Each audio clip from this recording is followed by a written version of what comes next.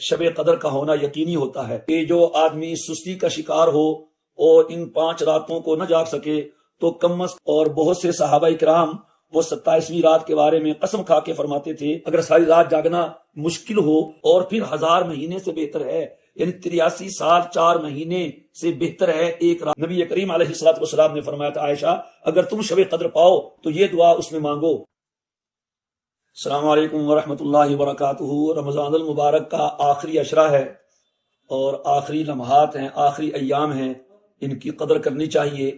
ایک تو آخری عشرے کی قدر اس واسطے بھی کہ اب رمضان کریم رخصت ہونے کے قریب ہے، اور دوسرا اس لیے بھی کہ اس میں شب قدر کا ہونا یقینی ہوتا ہے۔ طاق رات میں تو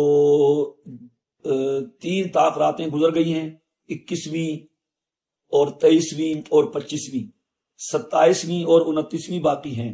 بعض علماء فرماتے ہیں کہ جو آدمی سستی کا شکار ہو اور ان 5 راتوں کو نہ جاگ سکے تو کم از کم 27ویں شب کو تو لازمی جاگ لے، اور بہت سے صحابہ کرام وہ 27ویں رات کے بارے میں قسم کھا کے فرماتے تھے کہ اگر شب قدر 27ویں رات کو نہیں ہے تو پھر ہم نہیں جانتے کہ کس رات کو ہے۔ بہرحال 27ویں شب کی غیر معمولی اہمیت ہے، غیر معمولی اس کی فضیلت ہے۔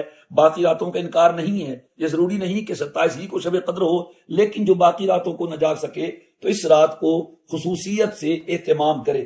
اور پہلے بھی عرض کر دیا ہے اگر ساری رات جاگنا مشکل ہو تو کچھ حصہ ہی جاگ لیا جائے۔ یہ نہیں ہے کہ جو ساری رات جاگے گا شب قدر کو وہی پائے گا۔ اگر ساری رات 1000 مہینے سے بہتر ہے تو رات کا ایک لمحہ 1000 مہینے کے لمحے سے بہتر ہے، رات کا 1 گھنٹہ 1000 مہینے کے 1 گھنٹے سے بہتر ہے۔ تو ہر طاق رات میں معمول سے کچھ زائد کام کر لیا جائے، با جماعت نماز کا اہتمام کیا جائے، خاص طور پہ مغرب عشاء فجر کا، اور اسی طرح مغرب بھی اس رات میں آتی ہے، عشاء بھی اس رات میں آتی ہے، تراویح بھی رات میں آتی ہیں، سحری افطاری بھی رات میں آتی ہے۔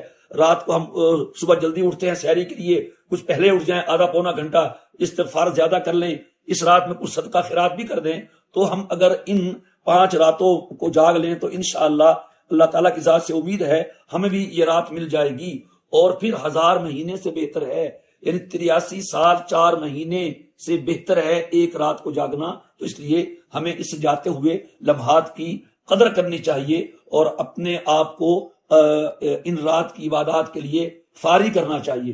صرف جاگنا کافی نہیں ہے، جاگ کے موبائل لے کے بیٹھ جائیں، سوشل میڈیا پہ بیٹھ جائیں، آپس میں دوست بیٹھ کے گپ شپ شروع کر دیں، نہیں، اللہ کے لیے جاگیں، مصلی پہ بیٹھیں، خلوت میں، تنہائی میں، نوافل میں، نماز میں، ذکر میں، استغفار میں اپنا وقت خرچ کریں۔